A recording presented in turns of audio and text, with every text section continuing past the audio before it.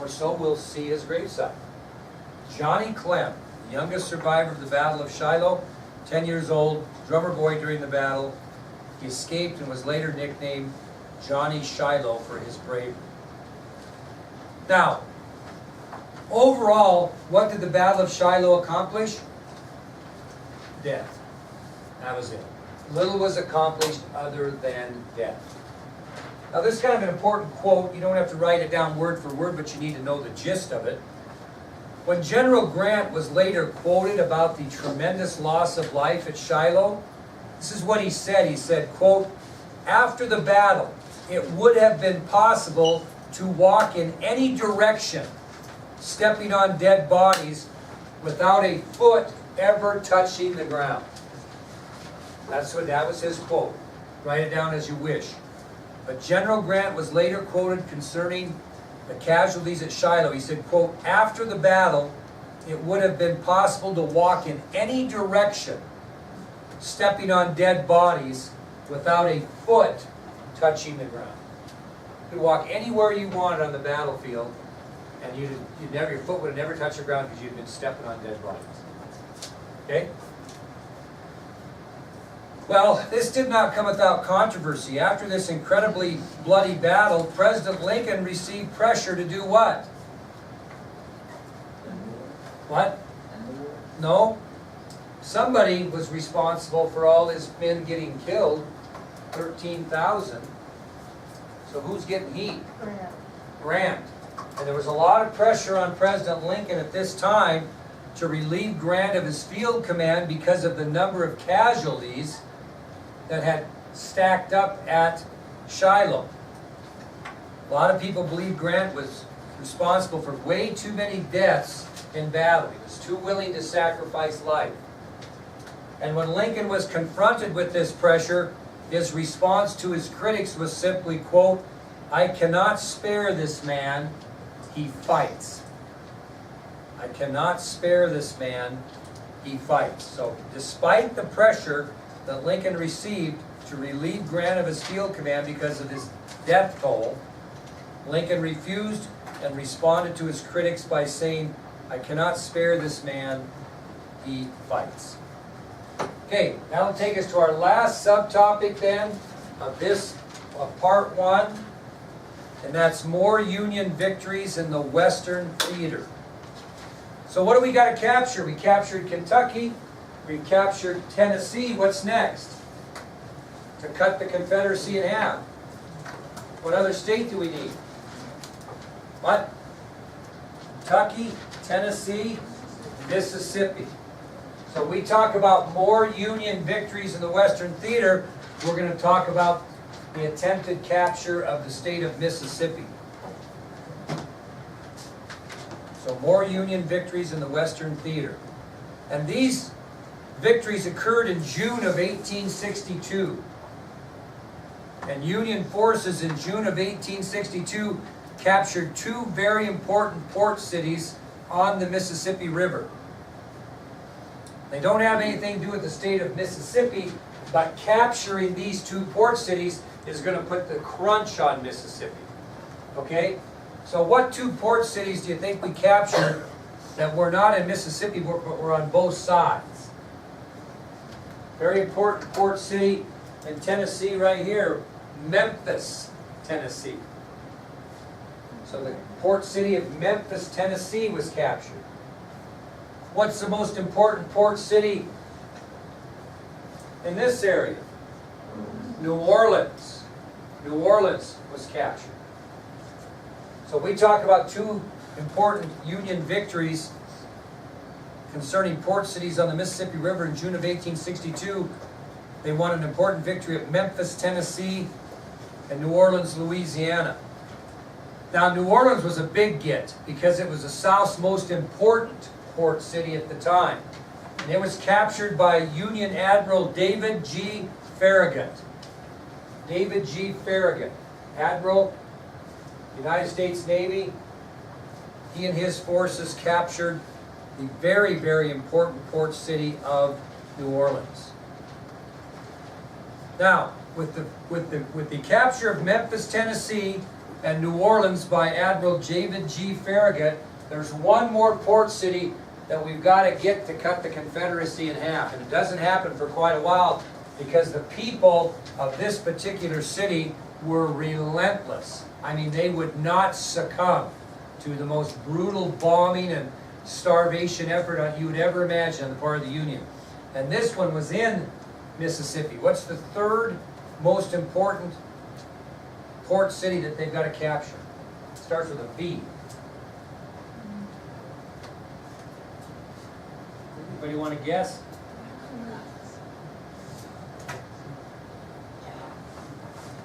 It is hard to see. Vicksburg, Mississippi. And we'll get into this later because they won't capture Vicksburg till late in the war. They bombarded these people night and day with cannon fire.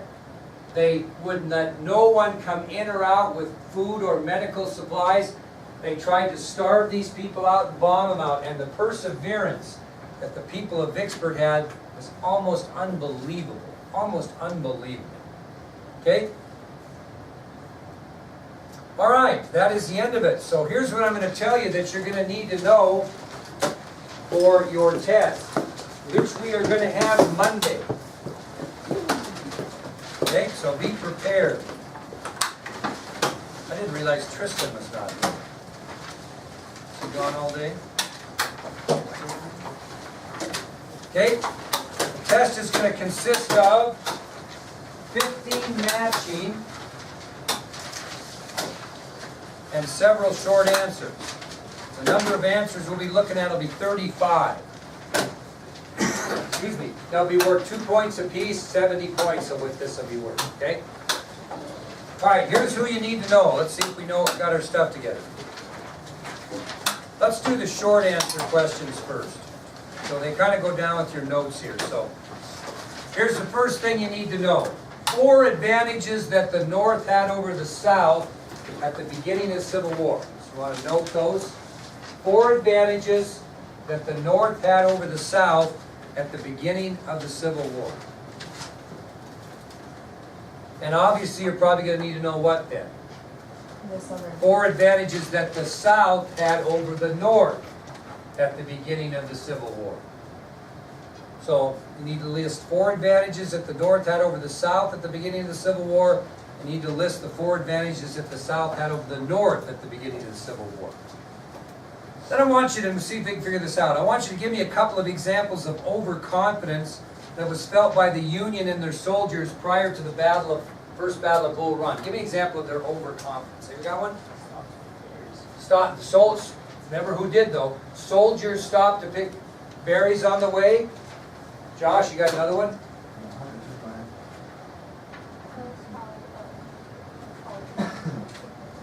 Politicians brought their picnic lunches like it was a sporting event to watch. How about one more? Now, one prominent politician said he'd be what?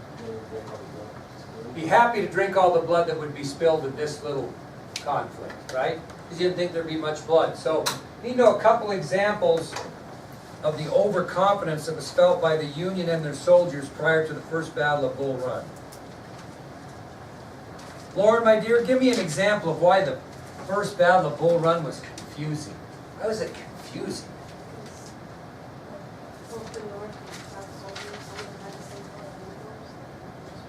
Yeah, and the way I would explain that is that uniforms were confusing. That the North's militia's uniforms were, and the Virginia infantry's uniforms were. So you don't need to know the difference there, but yeah, you had weird colored uniforms, and you had gray fighting at gray and blue fighting at blue. And how did the Virginia battery determine that so they wouldn't shoot themselves? Anybody remember? Put white around their headbands and their arms. And then they also were supposed to pound their chest and yell, "We're home," remember? So you knew that was a signal. But just know why it was a little bit confusing. Okay, here's a question for you. I'm going to give this to Michaela because she'll be all over it. On what location were the 2 Confederate cannons that were captured by the Union, then recaptured by the Confederates, that turned the tide of the battle in favor of the South? Where were those cannons located? On the top of what? Where were they located? On the high ground of what? Henry Hill. That's right. Henry Hill. Siobhan, what was the first tactical mistake of the Civil War?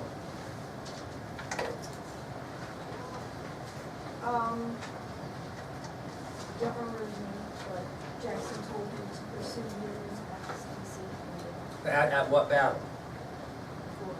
Which one? For Manassas. No, but you can say Manassas, her first battle of Bull Run. There's going to be another one. So she's right. General Jackson told General Beauregard to pursue the Union forces after the first battle of Bull Run back to Washington. And he did not do that. And historians think that if he would have, they may have ended the war on the favor of the South after the first battle. So again, General Jackson tried to persuade General Beauregard to pursue the North back to Washington, D.C. after the first battle of Bull Run. He chose not to do that. That was the first tactical mistake of the Civil War. Hey Brady, what were the two important forts located in Tennessee that were captured by Union forces, allowing the North to gain control of Tennessee? Fort Henry and Fort Donelson. Caitlin, where was the Battle of Shiloh fought?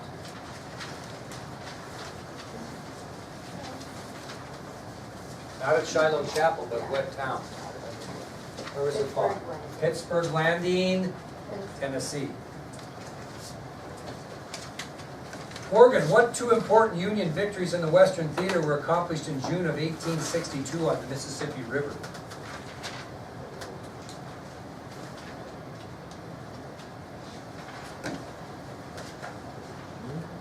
What two important Union victories in the Western Theater were accomplished in June of 1862 on the Mississippi River? Should be incredibly fresh in your mind what we just talked about. What was that? Yeah. Talking about New Orleans and Memphis. Very good. Okay, Sage, with those important victories on the Mississippi River in June of 1862, what was the only important port city to capture by the Union to successfully cut the Confederacy in half? After we captured Memphis and we captured New Orleans, what was left? Come on. You should pop right up. Yeah, very good. Vicksburg, Mississippi. Okay. Here we go, JC. With the large number of casualties on both sides during Bloody Shiloh, what was Union General Grant's quote upon reviewing the battlefield afterwards? He said it'd be possible to walk in any direction without a foot touching the ground, so somebody's body. Very good. Perfect. Okay. Okay, here are the names. You can get out your ID sheet or whatever, but these are the people you need to know who these people are. Okay, it'd be probably easier to get out your ID sheet and your notes, whatever. You need to know these are matching. Thaddeus Lowe. You need to know who Thaddeus Lowe was. Thaddeus Lowe. Urban McDowell. You're smart there, so you're using these for the IDs. P.G.T. Beauregard. You kind of go right down your notes here. You see it's on your, you got a sheet, so. Thomas Jackson.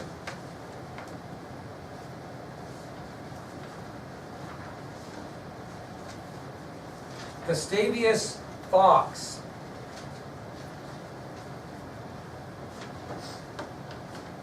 Gideon Wells. I'm just going to show you this. I don't want to embarrass her. But see what Elise has done here is when she takes notes, she puts the IDs in a different color. So as she goes through this, all she's doing is highlighting those, and they're easy to find. John Erickson. Albert Johnston.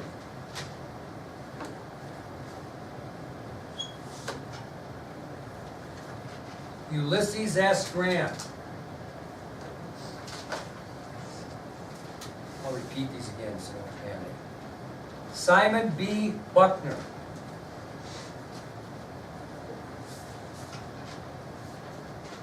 John B. Floyd. Where's your 3-ring binder here? You guys bring it here. Here. D.W. Yandel. Isam Harris. What do you think the last one is? David G. Farragut. So here's who you need to know. Thaddeus Lowe, Irvin McDowell, P.G.T. Beauregard, Thomas Jackson, Gustavius Fox, Gideon Wells, John Erickson, Albert Johnston, Ulysses S. Grant, Simon B. Buckner, John B. Floyd, D.W. Yandel, Isam Harris, David G. Farragut, and last but not least, John Opie. John Opie. Anybody know who John Opie is?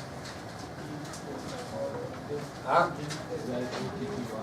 Guy in the video. He survived Gettysburg. Who is he a member of? Confederate, Virginia, 5th Infantry. He was the guy that recaptured, he and his mates recaptured what at Henry Hill? Those 2 cannons. Very good. Now, how many are going to be gone tomorrow? Nobody. Let's have this tomorrow. Perfect. Where are you going to be going to? Are you, what time the rest are leaving? It's college, so I don't think it's late. I think it's 1:35. We'll do it Monday. Okay, Monday. So tomorrow, if you're going to be here, we're gonna enlighten you on some 70s music. Yeah! Tell you about 1975. I was your age. You're gonna like this. You're gonna like this. Yes.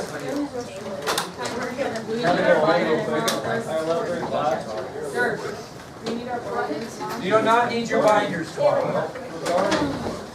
No binders tomorrow.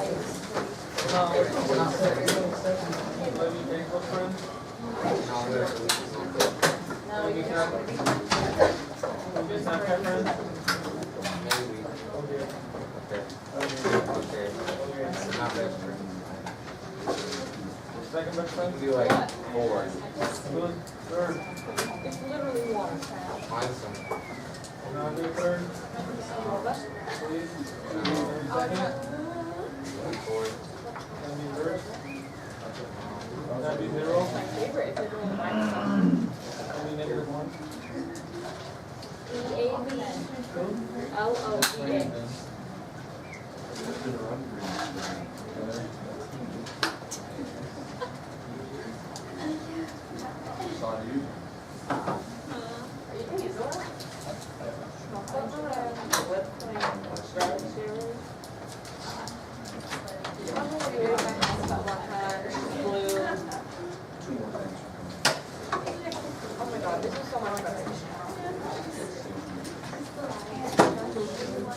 Okay, but this is chocolate orange.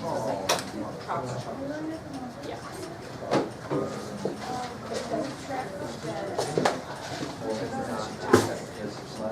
I like meringue. Start from 3:30. And that you should probably try to. They won't let me. I think it's disgusting. I gave him some, like, a bit straight to my. I did some, but like this one you need to do. Me? Morgan let her do it. Morgan let her do it. Right? They're gonna like you with some culture. But that's quite a thing. I'd like to get hit with that thing. It'd be no fun. Does anybody have a, how about a couple of different? Yeah.